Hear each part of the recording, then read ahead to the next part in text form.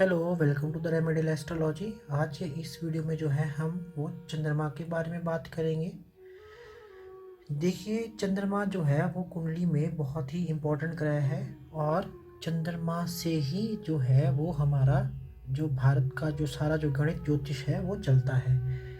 चंद्रमा से ही जो है हमारा सारा पंचांग का विचार होता है और चंद्रमा से ही जो है हमारी ज्योतिष की जो सारी जो गणनाएं हैं, जो हमारे दिन त्योहार, जो हमारा ज्योतिष का ये कह सकते हैं जो मेन सिस्टम जो है वो चंद्रमा के ही थ्रू चलता है।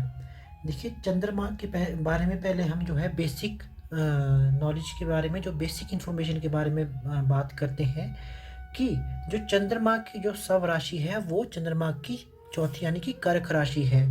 तो कर्क चंद्रमा की सव राशि है और चंद्रमा जो उच्च के होते हैं वो वृषभ राशि में होते हैं। यानी कि वृषभ राशि में अगर चंद्रमा 3 डिग्री के हों तो चंद्रमा जो है उच्च के होते हैं। वो इसलिए होते हैं जब चंद्रमा वृषभ राशि में 3 डिग्री के होते हैं तब रोहिणी नक्षत्र पड़ता है। और जो रोहिणी थी वो 27 नक्षत्रों में से, यानी कि चंद्रमा की 27 पत्नियों में से एक पत्नी थी और चंद्रमा रोहिणी से जो है अपनी रोहिणी पत्नी से बहुत ही ज़्यादा प्रेम करते थे। इसीलिए जब चंद्रमा जो है वृषभ राशि की 3 डिग्री में होता है तब जो है रोहिणी नक्षत्र पड़ता है और चंद्रमा उस जो है सिचुएशन में बहुत ही अच्छा और उच्च का रिजल्ट देता है। तो ऐसा भी कहा जाता है कि अगर किसी भी व्यक्ति का जो है चंद्रमा रोहिणी नक्षत्र में हो और वृषभ राशि में हो तो वो जो है उसे अपने पति या पत्नी से बहुत ही ज़्यादा प्रेम मिलता है और बहुत ही ज़्यादा प्यार और स्नेह जो है वो मिलता है और वो जो है पति और पत्नी के मामले में बहुत ही ज़्यादा लकी होता है। अब जो है चंद्रमा के वर्ण के बारे में बात कर लेते हैं। तो चंद्रमा का जो वर्ण है वो वैश्य वर्ण है। देखिए, वर्ण से हम क्या समझते हैं?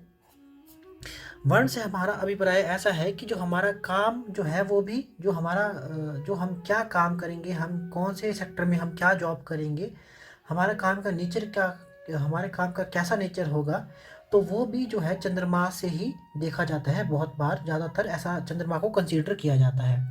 अच्छा, उसके बाद जो है चंद्रमा के 3 नक्षत्र है। एक है रोहिणी जो मैं आपको बता चुका हूँ। दूसरा नक्षत्र है चंद्रमा का हस्त। तीसरा नक्षत्र है चंद्रमा का श्रवण। ये 3 नक्षत्र में चंद्रमा जो है वो बहुत अच्छे रिजल्ट्स देते हैं। अच्छा, उसके बाद जो चंद्रमा जो है वो शुभ ग्रह है और वो स्त्री ग्रह है। स्त्री ग्रह है और वो शुभ ग्रह है और चंद्रमा को जो है ज्योतिष में जो है वो माँ की दृष्टि से देखा गया है, यानी कि माता का कारक देखा गया है। और इसीलिए जो है चंद्रमा जो है चौथे घर में जो है बहुत अच्छा रिजल्ट जो है कई बार देखा गया है। वो देखा गया है कि चौथे घर में चंद्रमा हमेशा अच्छा रिजल्ट देता है। और चंद्रमा को जो है अगर ज्योतिष में मंत्री पद में देखा जाए तो रानी का दर्जा दिया गया है। अच्छा, देखिए, जब चंद्रमा को जब रानी का दर्जा दिया जाता है तो चंद्रमा कभी भी रिट्रोग्रेड यानी कि वक्री कभी नहीं होता। वक्री यानी कि वो पीछे को नहीं हटता। वक्री दोष चंद्रमा के ऊपर कभी नहीं लगता। जो वक्री जो है वो जो ग्रह होते हैं वो सूर्य के कारण होते हैं। सूर्य जो है ग्रह को जो है पीछे खींचता है पर चंद्रमा के ऊपर वक्री दोष नहीं लगता। सूर्य जो है चंद्रमा को पीछे नहीं खींच पाता है। उसके बाद जो है चंद्रमा जो है 27 दिन लेता है पूरे पृथ्वी के जो है पूरा पृथ्वी के रेवोल्यूशन करने में। और 27 ही हमारे क्या है नक्षत्र हैं। 27 नक्षत्र है और 27 दिन लेता है। और उसके बाद जो चंद्रमा की जो डायरेक्शन है, जो दिशा है, वो चंद्रमा की नॉर्थ वेस्ट दिशा दी गई है, जो चंद्रमा की डायरेक्शन है। अच्छा, जो चंद्रमा की पोजिशनल स्ट्रेंथ है, यानी कि 4th हाउस में, पहले भी 4th हाउस की बात कर चुका हूँ, तो 4th हाउस में चंद्रमा जो है वो बहुत ही स्ट्रांग होता है। और जो चंद्रमा का जो नेचर है वो कफ कफ नेचर है वो। और चंद्रमा की जो डायटी है, यानी कि चंद्रमा के इष्ट देव कौन है, वो पार्वती माँ है।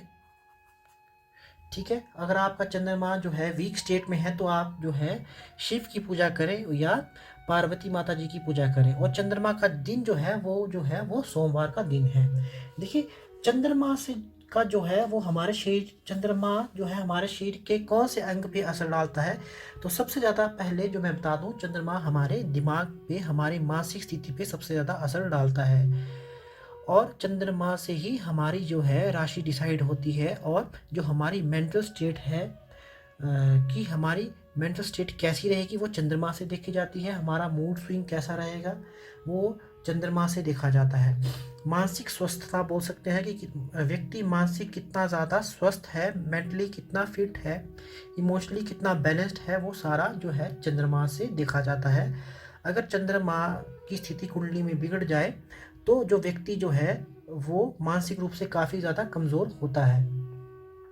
ये तो आ गया चंद्रमा का मानसिक स्थिति के बारे में। अब उसके बाद हम बात करते हैं चंद्रमा हमारे शरीर में कौन से अंग पे क्या क्या असर डालता है। तो चंद्रमा से जो है जो हमारी छाती चेस्ट के ऊपर जो है असर डालता है, हमारे लंग्स के ऊपर जो है असर डालता है। वो ऐसे कि जब भी हमें कोई भी बॉडी में इन्फेक्शन होता है चेस्ट से रिलेटेड से, तो वो ज्योतिष में चंद्रमा से देखा जाता है। उसके बाद जो है चंद्रमा हमारा जो है हमारा खून यानी कि हमारे ब्लड प्रेशर का जो हमारा जो कारक है ज्योतिष में, वो भी चंद्रमा से ही देखा जाता है। जो हमें जॉन्डिस की प्रॉब्लम होती है जो और हमें ट्यूबरक्लोसिस जो टीबी की जो प्रॉब्लम होती है वो भी चंद्रमा से देखी जाती है। वो इसलिए के बाद जो है जो वुमेन्स का जो मेंस्ट्रुअल साइकिल है वो भी चंद्रमा जो मासिक धर्म है वो भी चंद्रमा से ही देखा जाता है। अगर चंद्रमा की मान लीजिए स्थिति बिगड़ी हुई है 6वें 8वें या 12वें घर में है तो जो स्त्रियों का जो मासिक धर्म है वो आगे पीछे हो जाता है। तो काफ़ी ज़्यादा प्रॉब्लम जो है वो चंद्रमा के बिगड़ने से भी आ सकती है स्त्रियों के मासिक धर्म में यानी कि मेंस्ट्रुअल साइकिल्स में। अब देखिए जो चंद्रमा का जो रिजल्ट है वो कैसे बनता है कि चंद्रमा को कुंडली में कभी अकेला नहीं देखा जाता। मान लीजिए फॉर एग्जांपल चंद्रमा आपका 12वें स्थान में है और ना यहाँ पे कोई ग्रह है और ना यहाँ पे कोई ग्रह है, तो इस स्थिति में जो है चंद्रमा केंद्रुम योग बनाता है। तो वो जो है बहुत ही एक जो बहुत ही ज्योतिष में बुरा योग माना गया है केंद्रुम योग, जिसका जो है बहुत ही नेगेटिव इम्पैक्ट्स पड़ता है लोगों के ऊपर। तो चंद्रमा को जो है हमेशा ऐसा देखा जाता है, या चंद्रमा का किसी के साथ दृष्टि संबंध हो, किसी की दृष्टि पड़ रही हो किसी जो है शुभ ग्रह की, या चंद्रमा किसी ग्रह के निकट हो, साथ में हो, जैसे कि मान लीजिए अगर पहले घर में भी कोई ग्रह अच्छा ग्रह है तब भी चलेगा, या चंद्रमा के साथ कोई अच्छा ग्रह बैठ गया है, या ये ऐसे मान लीजिए चंद्रमा 7वें घर में बैठ गया है और साथ में शुक्र बैठ गया है, तो भी चंद्रमा को काफ़ी अच्छा माना जाता है। अब चंद्रमा को जो है जो युतियों में यानी कि कंजक्शन में देखा जाता है। मान लीजिए अगर चंद्रमा सूर्य के साथ बैठ जाता है तो उस समय जो क्या होता है अमावस्या होती है, तो वो कोई अच्छा योग नहीं माना जाता। मान लीजिए आपकी कुंडली में चंद्रमा सूर्य के साथ बैठ गया है, चंद्रमा और सूर्य साथ में बैठ गए हैं, तो वो कोई अच्छा योग नहीं है। अगर चंद्रमा आपका बृहस्पति यानी कि जुपिटर के साथ बैठ गया है तो वो बहुत ही अच्छा और शुभ योग है, उसे गजकेसरी योग माना जाता है। बहुत ही मान सम्मान और आपकी लाइफ में किसी भी चीज़ की कमी नहीं होती है। अगर चंद्रमा जो है शुक्र के साथ बैठ गया है, ये मैं पहले ही बता चुका हूँ, तो ये वैभव योग होता है। तो ये बहुत ही ज़्यादा जिसे बोलते हैं शुभ योग माना गया है। व्यक्ति कवि हो सकता है, व्यक्ति बहुत ही धनी हो सकता है, व्यक्ति कोई कलाकार हो सकता है।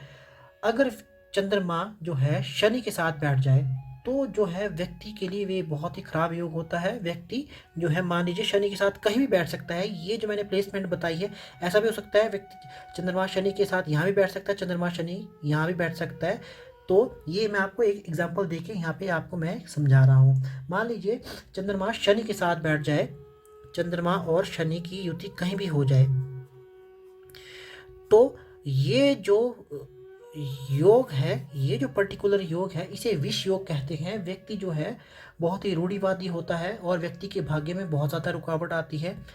पर ये ऐसा कहते हैं कि ये जो है ये योग ज़्यादातर हमारे ऋषि मुनियों में देखा जाता था, और जब ये योग आप व्यक्ति के कुंडली में आता है तो ऐसा भी देखा गया है व्यक्ति स्पिरिचुअलिटी की तरफ जो है अपना लाइफ का पाथ कर लेता है। उसके बाद जो है चंद्रमा जब आपका मंगल के साथ बैठता है तो ये बहुत ही ज़बरदस्त योग है। चंद्रमा और जब मंगल बैठते हैं तो ये धन्य योग बनता है। तो व्यक्ति के जीवन में धन की बहुत ही ज़्यादा समृद्धि होती है। अगर चंद्रमा जो है राहु या केतु के साथ बैठ जाए, मान लीजिए चंद्रमा की कुंडली में किसी भी घर में राहु या केतु के साथ बैठ जाए, चंद्रमा का कंजक्शन ये, या चंद्रमा ये राहु या केतु, मान लीजिए चंद्रमा और राहु यहाँ बैठ गए हैं, तो ये जो योग है ये ग्रहण योग बनता है। देखिए ये इस योग में जो है व्यक्ति बहुत ही ज़्यादा इमेजिनेटिव तो हो जाता है, बट वो नेगेटिव इमेजिनेशन करने ज़्यादा शुरू करता है। व्यक्ति हमेशा कुछ और ही अपने दिमाग में पका रहा होता है जो आउट ऑफ वर्ल्ड ही होता है, किसी ने सोचा नहीं होता है, इतनी ज़्यादा नेगेटिव बात वो कर लेता है। तो ये ट्रेड भी अच्छा नहीं माना गया है, चाहे चंद्रमा केतु के साथ ही क्यों ना बैठा हो, कहीं भी बैठा हो। तो वो ये नहीं देख, आप ये मत सोचिए कि मैंने 6वें घर में लिखा है कि यहीं पे कहीं भी बैठा हो तो वो आपको एक नेगेटिव रिजल्ट दे सकता है। बट इसमें ऐसा भी होता है कि व्यक्ति की जो साइकिक एबिलिटी है, यानी कि साइकिक ट्रेड, वो बहुत ही ज़्यादा हाई हो जाता है। यानी कि व्यक्ति जो है जो काफ़ी चीज़ों का जो है वो पहले ही पता चला लेता है कि क्या अच्छा होने वाला है। एक होता है कि एक इंट्यूशन जो है होती है व्यक्ति की, वो बहुत ही ज़्यादा हाई हो जाती है। तो ये था मेरा चंद्रमा के बारे में एनालिसिस।